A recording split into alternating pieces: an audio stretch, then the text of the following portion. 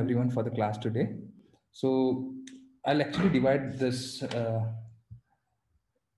class into three sections. We'll do a recap for what has happened till now, and then we'll go to what's there in this shloka, and then we'll try to end with a story kind of. Okay.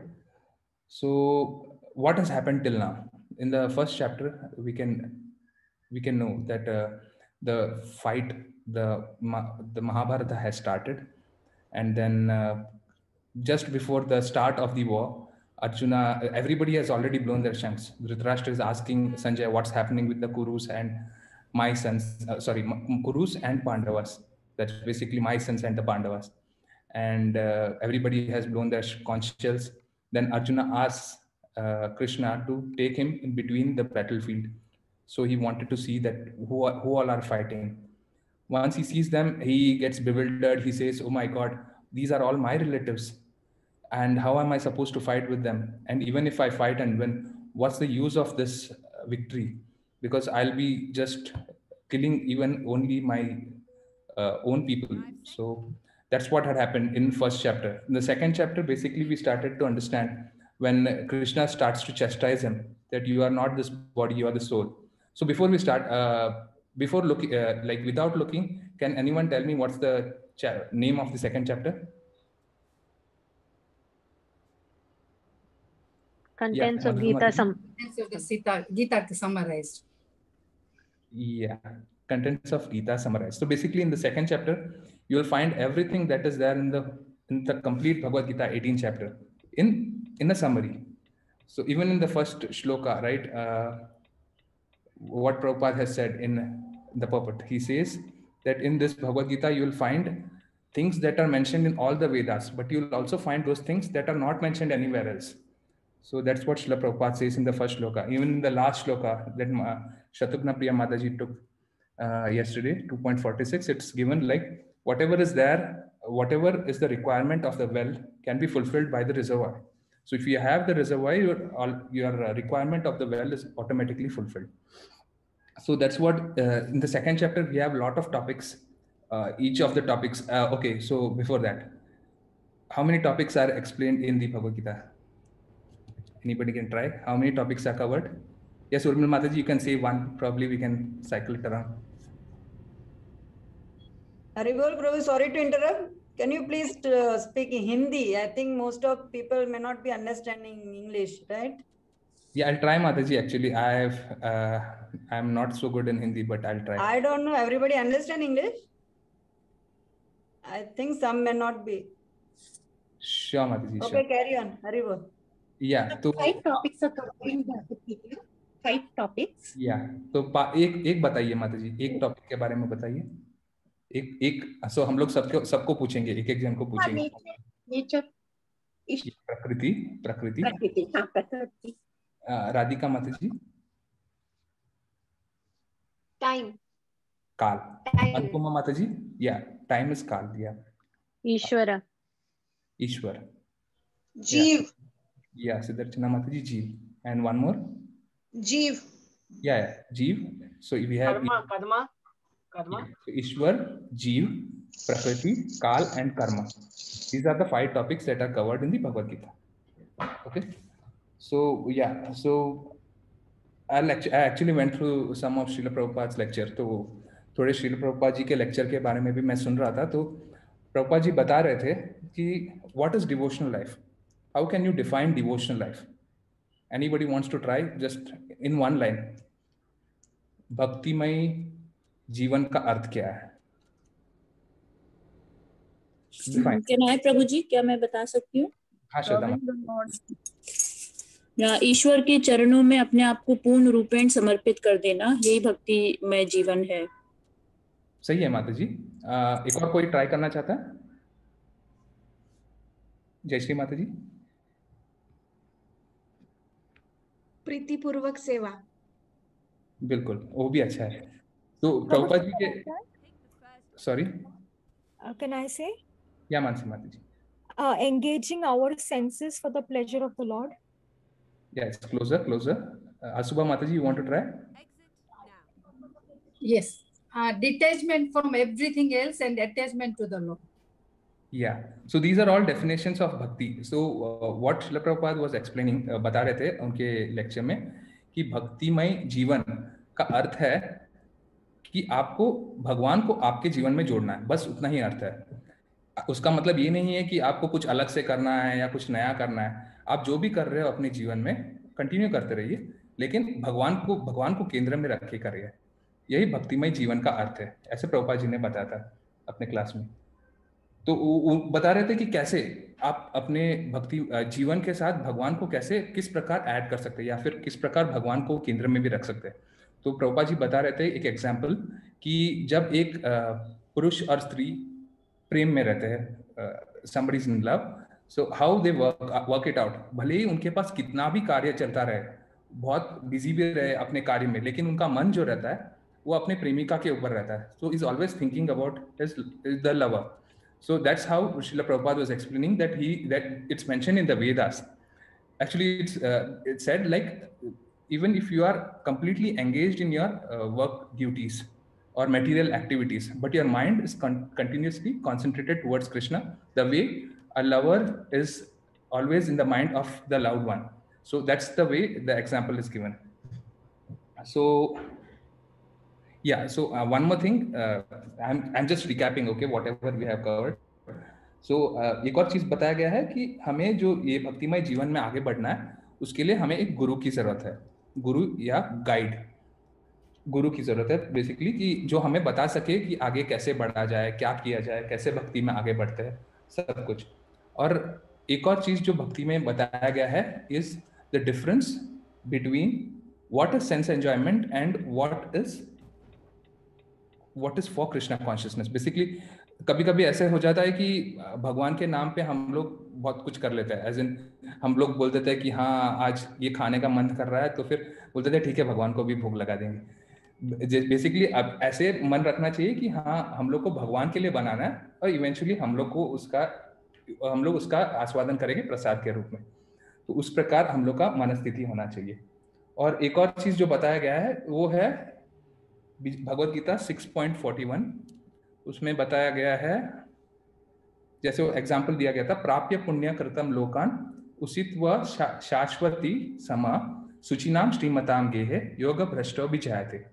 तो इसका मतलब है कि अगर आपने भक्ति शुरू कर दी है, आप किसी भी लेवल पे पहुंच चुके हो, अगर आपका जीवन उस समय अंत हो जाता है, तो उस समय अगर आपका जीवन तो अंत हो जाता है तो कोई बात नहीं, क्योंकि भगवान इसमें एश्योरेंस देते हैं, प्रॉमिस करते हैं कि आप जब भी आगे बढ़ोगे, आपका नया जीवन आएगा, तो या तो आप एक रईस अमीर घर पे जन्म लोगे तो आपको ज़्यादा अपने मटेरियल वर्क में ज़्यादा आपको फोकस नहीं करना पड़ेगा, या तो आप एक भक्त के घर पे लोगे जन्म, तो आपको जन्म से ही आपको सारे वेदों और शास्त्रों के बारे में, भगवान के बारे में बताया जाएगा। So that's what is given in the Bhagavad Gita till now. So we had discussed this previously also, I think.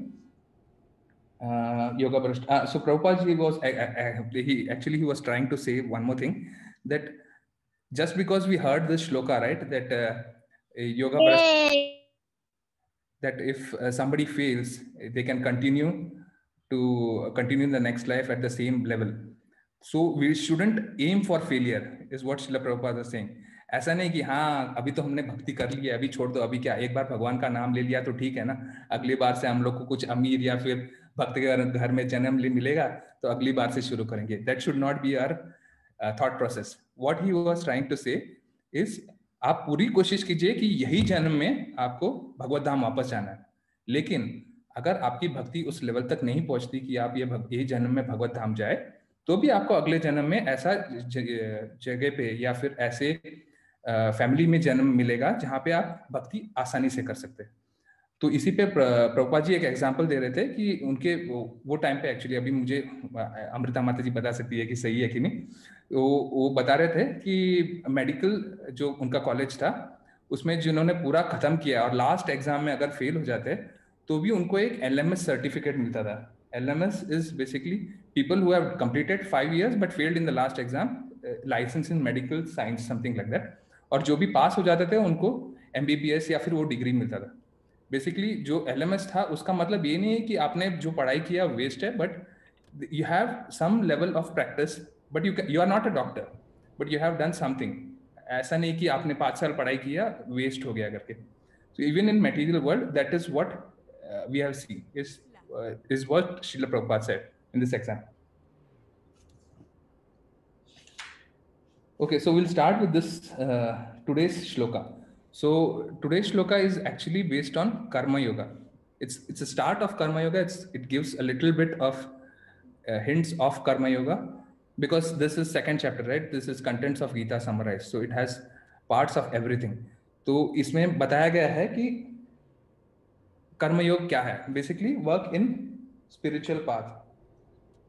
तो हाँ, जनरली कैसे बोलते हैं कि लोग बताते हैं कि जो भक्त रहते हैं उनको क्या कुछ करते नहीं है, घर पे बैठे रहते हैं, बस भगवान का नाम लेते रहते हैं, उनको कुछ काम धंधा नहीं रहता, कुछ नहीं. लेकिन प्रभुपाद जी बोलते हैं कि जो भक्त रहते हैं उनको ज्यादा काम रहता है.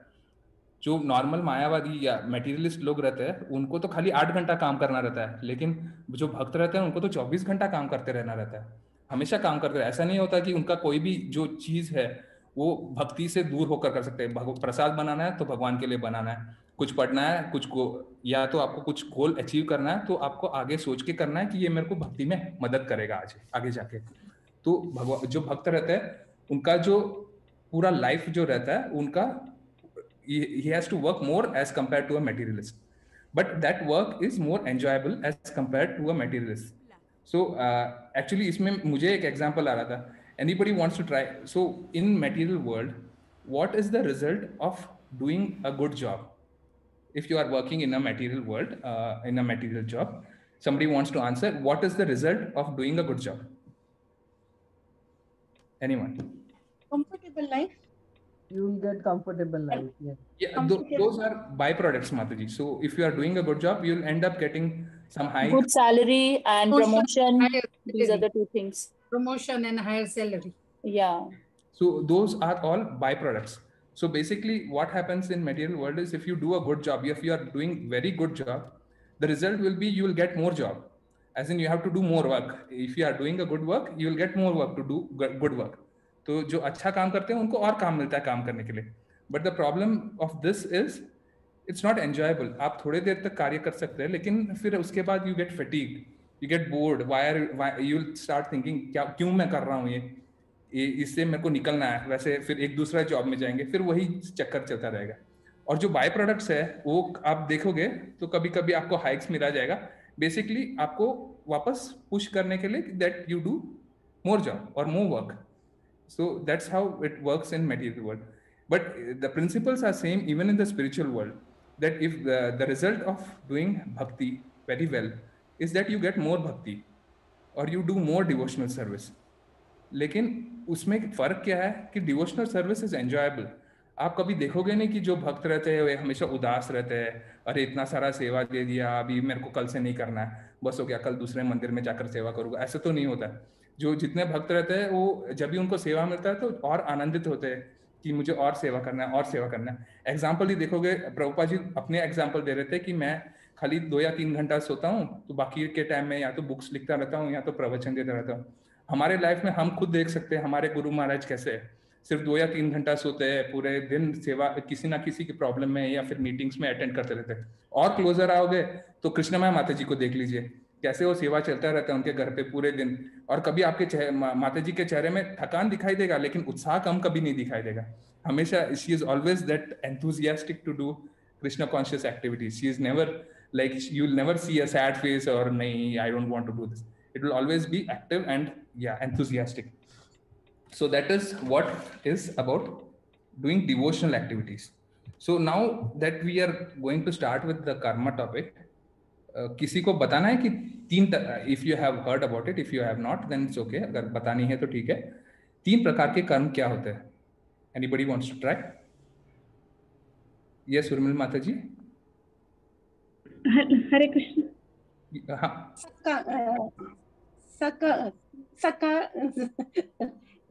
सकाम कर्म, निष्काम कर्म और भी कर्म. नहीं माता जी, वो सकाम कर्म निष्काम कर्म तो मैं बोलूं. हरे कृष्ण. आप पुनीता माता जी बोलिए. कर्म, अकर्म, विकर्म। बिल्कुल सही। तो कर्म, अकर्म और विकर्म, तो ये जो है ये 3 प्रकार के कर्म होते हैं। तो एक एक जन कोई तो बता सकता है कर्म का डेफिनेशन, अकर्म का डेफिनेशन और विकर्म का definition? Anybody wants to try?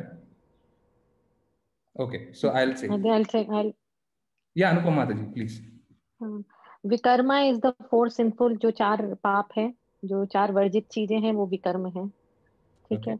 अकर्म वो है जो हम कृष्ण के लिए करते हैं, जिसके लिए है ना हमारे को कोई प्लस पॉइंट मिलता है, माइनस पॉइंट, माने हमारा कोई रिएक्शन बिल्कुल होता है उसके। हाँ, और कर्मा माने कि जिसके जो फ्रूटिव एक्टिविटीज है, माने जिसका हमारे को कोई ना कोई रिजल्ट पायस या इनपायस मिलता है। बिल्कुल सही माता जी, थैंक यू। तो बेसिकली आप इसको 3 चीजों में डिवाइड कर सकते हैं। Activities that are done as per Vedic injunctions, वेदों में जिस प्रकार से कार्य दिए गए हैं उस प्रकार से जो कार्य करते हैं वो कर्म में आते हैं। तो बेसिकली आपको उसका फल मिलेगा, उस फल को भी आपको भोगना पड़ेगा। वेदों के अगेंस्ट या वेदों के खिलाफ आप जाकर अगर आप कोई कार्य करते हैं, that is vikarma, then you will get bad results. तो उसका आपको बुरा फल मिलेगा या फिर आपको उसके तकलीफें आएंगे। और अकर्म जो रहता है वो ये अच्छे कर्म और बुरे कर्म के ऊपर है। तो ये जो है वो भगवान के भक्ति करने के लिए आप डिवोशनल एक्टिविटीज जो भी आप करते हैं उसके ऊपर आधारित है। तो उसमें या तो ना तो आपको कोई अच्छे कर्म मिलेंगे, ना तो आपको बुरे कर्म मिलेंगे। तो आप सोचोगे कि इसमें अच्छे कर्म और बुरे कर्म कुछ भी नहीं मिलेंगे तो उसका क्या फायदा है। तो बेसिकली आपका जो रहता है ना, अभी आप समझने का प्रयास करोगे तो आपका एक कर्म और विकर्म का मीटर है। तो आप जो भी अच्छे कार्य करते हैं उसको भी आपको भुगतने के लिए वापस इस पृथ्वी पे आना पड़ेगा, या तो आपको ऊपर के लोकों में जाना पड़ेगा, या तो आपने अगर बुरे कर्म किए उसको भी आपको भुगतने के लिए आपको या तो पृथ्वी पे आना पड़ेगा या तो निचले लोकों में जाना पड़ेगा। बेसिकली आपको कर्म और विकर्म दोनों का आपको फल भुगतना ही है। लेकिन जो अकर्म है उसके कोई फल नहीं रहता है। तो बेसिकली आपका जो कर्म का जो मीटर है वो डिस्ट्रॉय होते जाएगा। तो आपका जिस पॉइंट पे आपका जो कर्म का मीटर नील रहेगा, 0 हो जाएगा, उस पॉइंट पे आप वापस भगवत धाम जा सकते हो। तो that is how we understand karma and vikarma. So even Prabhupada ji उसमें भी समझाने का प्रयास कर रहे थे कि अगर आप कर्म करते हो, अच्छे कर्म करते हो, ऊपर के लोकों में जाते हो, या फिर बुरे कर्म करते हो, निचले लोकों में जाते हो, इन दोनों केसेस में आपको 4 चीजें तो भुगतना ही पड़ता है। कि कोई बता सकता है 4 चीजें क्या है? जन्म, मृत्यु, बीमारी और जन्म, मृत्यु, बीमारी और ओल्ड एज, बुढ़ापा। जन्म, मृत्यु, जरा, व्याधि, basically birth, death, old age and disease. ये 4 चीजें तो आप अच्छे कर्म करो ऊपर जाओगे तो भी आपको भुगतना है, निचले लोकों में जाओगे बुरे कर्म करके तो भी आपको भुगतना है। तो ये कांस्टेंट है। तो अगर आपको जन्म, मृत्यु, जरा, व्याधि से अगर बाहर निकलना है, you want to get out of this cycle of birth, death, old age and disease, you have to do अकर्मा, that is devotional service और transcendental activities. So अभी यहाँ पे प्रभुपाद जी अपने लेक्चर में ये भी बता रहे थे कि अकर्म को आप कैसे डिफाइन कर सकते हो, अच्छा है बुरा है। क्योंकि अगर आप देखोगे अर्जुन जो बता रहे थे कि मुझे अपने भाइयों से लड़ना नहीं है, तो अगर आप वैसे देखने जाओगे तो बात तो सही है कि अपने भाइयों से लड़ रहे, एक जगह के लिए लड़ रहे हैं, क्यों लड़ना है। अभी आप मटेरियल वर्ल्ड में ही देखोगे, अगर 2 भाइयों के बीच में अगर लड़ाई हो जाता है, झगड़ा हो जाता है, तो कोई आएगा बीच में से, अरे बोलेगा अरे तुम लोग क्यों झगड़ रहे हो, तुम्हारा तो आपस का घर का बात है, आपस में ही निपटा लो, घर के अंदर ही निपटा दीजिए। तो ऐसा अगर आप देखोगे मटेरियल लेंथ से तो बोलोगे कि हाँ ये तो अर्जुन जो बोल रहा है सही है। लेकिन आप यहाँ पे जब देखोगे, यहाँ पे अर्जुन भले ही मटेरियली सही बोल रहा, लेकिन भगवान ने उधर इंस्ट्रक्शन क्या दिया है कि तुम्हारा कर्म है लड़ाई करने के लिए। तुम जो हो you are army officer, you are army guy, that's your job to fight. अब तुम्हें लड़ाई करना ही तुम्हारा धर्म है। इस पॉइंट पे तुम ये मत देखो कि सही है गलत है, मैं बता रहा हूँ तुम्हें जो सही है वो करना है तुम्हें। तो उस प्रकार से अगर आप देखने जाए तो फिर जो भगवान कहते हैं या तो भगवान के जो इंस्ट्रक्शन जो फॉलो करते हैं, that is akarma. If you are following exactly what Lord Krishna is saying, भगवान के जो कहे गए वाक्यों को ही आप फॉलो करते हो, तो that will be akarma and you won't get any reactions good और बैड फ्रॉम दैट। तो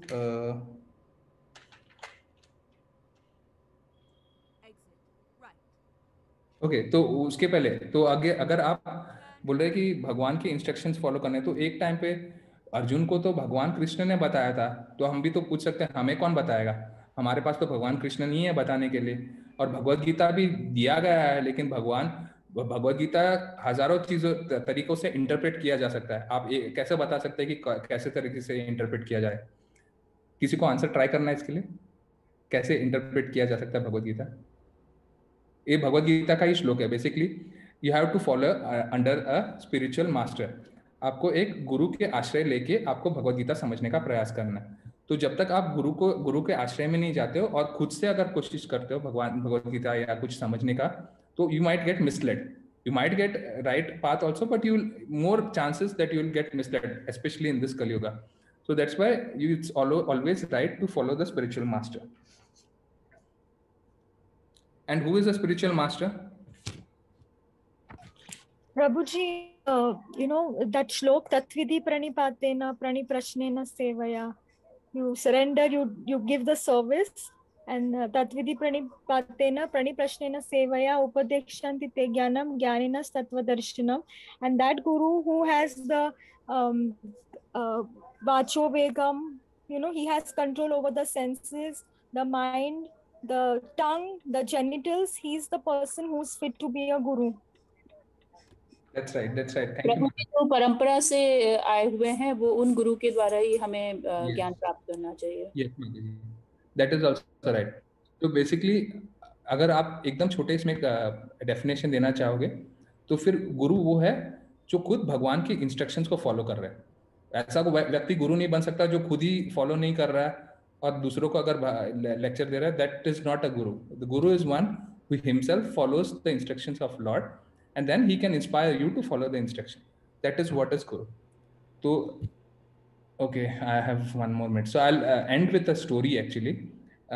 ये हम लोग ने एक्चुअली माता जी आज सुबह बता रही थी ना कि भक्ति बच्चों के लिए भी आनंददायक है और ओल्ड पीपल के लिए भी आनंददायक है। तो ये हमें एक स्टोरी एक्चुअली बचपन में सिखाया गया था। मेरे पास एक बुक था भागवतम स्टोरीज करके, तो उसमें भी बताया गया था।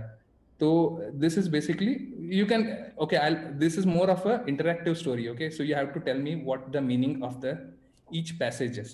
So listen carefully.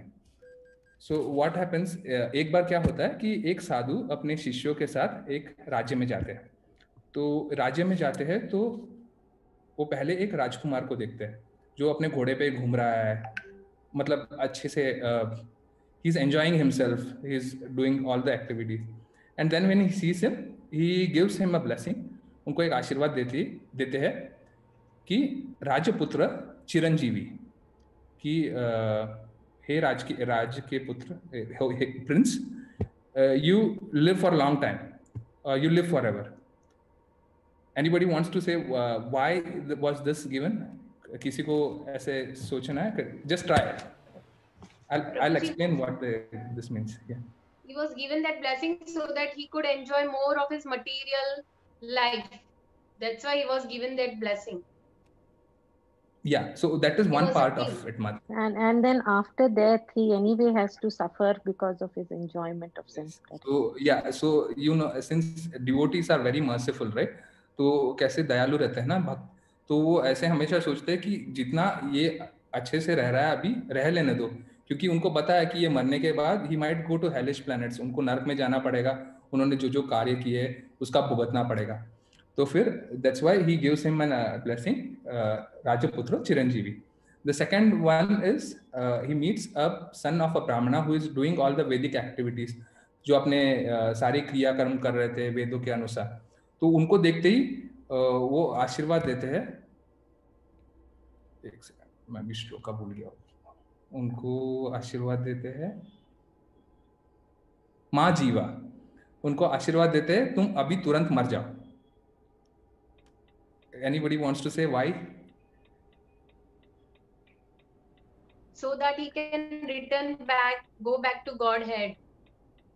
That's why he's being given the blessing. Again, that's part of the answer. हाँ, मैं बोलूं प्रभु जी? हाँ माता।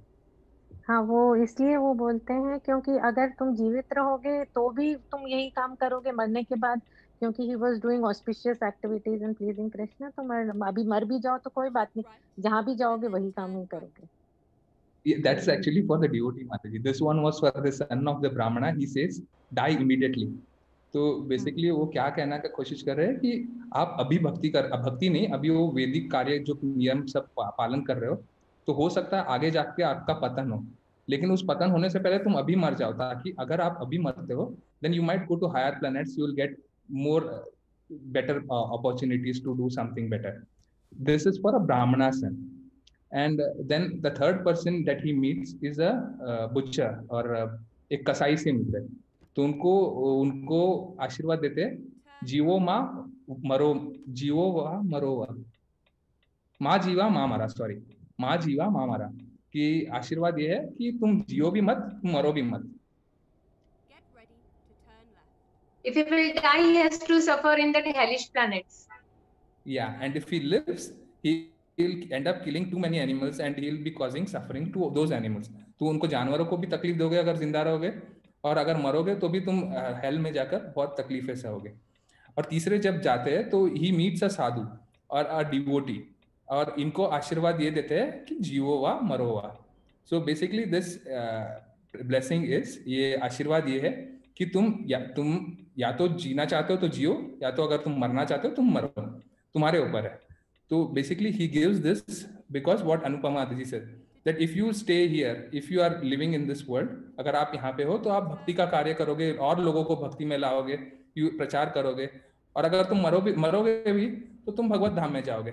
So that is what activity of a devotee is. This is what basically akarma or transcendental activities stand for. Hare Krishna. Thank you so much.